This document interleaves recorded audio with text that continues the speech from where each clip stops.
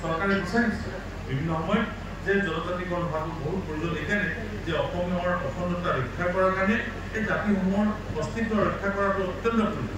চুতীয়া জাতি উন্নয়ন কাউন্সিলে হওক বা অন্যান্য যিবিলাক উন্নয়ন কাউন্সিল হৈছে এইবিলাকৰ জৰিয়তে আমি সামাজিক চেতনা বৃদ্ধি কৰিব লাগিব আৰু লগে লগে জাতিটোৰ প্ৰতিও এটা অৱদান আগবঢ়াব লাগিব। অসমীয়া জাতি বহু ঘাট প্ৰতিঘাতৰ মাজেৰে আজি এটা জেগাত উপনীত হৈছে। আজি তাৰিখত অসমীয়া জাতি বুলি ক'লে আগৰ বহু দিনৰ পূৰ্বৰ যিটো ধাৰণাতকৈ সলনি হৈছে। মই আশা কৰিম যে চুতীয়া জাতি সন্মিলন জাতিৰ প্ৰত্যেকজন ব্যক্তিৰ মাজত যিটো চেতনা বৃদ্ধি কৰিবৰ কাৰণে চেষ্টা কৰিছে ই সফল হ'ব। ই সফল হৈছেও আৰু আপোনালোকৰ এই ধাৰণাই এই যিসকল নেতৃস্থানীয় ব্যক্তিৰ ধাৰণাই আজি তাৰিখত এই জাতিটোক একত্ৰিত কৰি ৰাখিবৰ কাৰণে সক্ষম হৈছে। অসমীয়া জাতি এই কথাটি এইকাৰণে মই কৈ আছোঁ যে মানুহে বহুত সময়ত এই কথাটো ভাবে যে আমি আন্দোলন কৰিব লাগে, আন্দোলনৰ সলনি এটা কনষ্ট্ৰাকটিভ চিন্তা চৰ্চাৰ বহুত দৰকাৰ আছে। সতী সাধনীৰ ওপৰত এটা অধ্যয়নৰ প্ৰয়োজন আছে। মই বাইদেউক অনুৰোধ জনাম আৰু যিসকল লোকে লেখা মেলা কৰে ইয়াক ইংৰাজীত তৰ্জমা কৰাটো বৰ দৰকাৰ।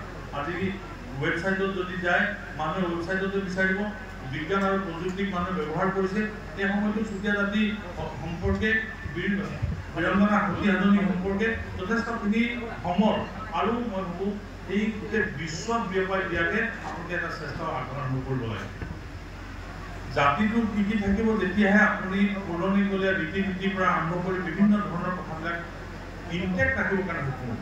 সময়ৰ ভিতৰত এইবিলাক হয়তো নাথাকিব পাৰে, সময়ৰ ভিতৰত এইবিলাক নাথাকিব এইকাৰণে থাকিব পাৰে যে আজি আধুনিকতাৰ বৰফত বিভিন্ন সময়ত মানুহে ব্যস্ততাৰ বহুতো বহু কথা পাহৰি যায়।